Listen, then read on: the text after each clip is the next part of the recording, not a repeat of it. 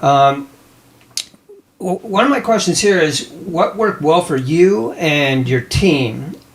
What have you learned over time that helps lead to success? Is there something that you can do you have a takeaway?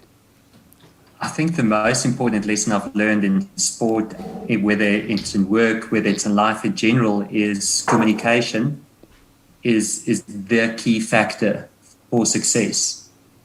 And often we understand that incorrectly because the most important narrative you'll ever have is with yourself.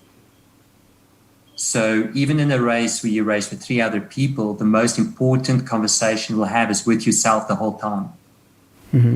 It's easy to talk and motivate other people, but we tend to break ourselves down. You mentioned sailing around the world on your own, and the amount of conversation you have in your head there is insane. But you can control the level of that narrative. Like open and honest conversation with yourself, I believe, is the key factor to success.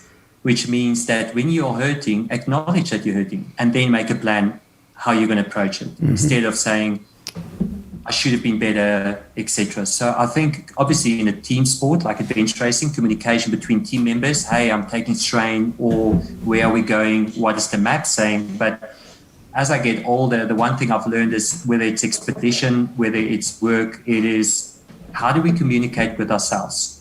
How honest are we with ourselves, but also do we have grace with ourselves? You go up a mountain, 3/4 up, you're taking strain. You've got one or two choices.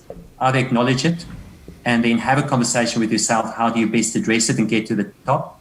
Or you can get 3/4 up and start blaming yourself for not training enough or whatever the reason might be. And then basically you've lost that battle. So one key factor is communication, but start with that narrative with yourself. And I know it sounds very airy-fairy, but the reality is I'm very good at breaking myself down.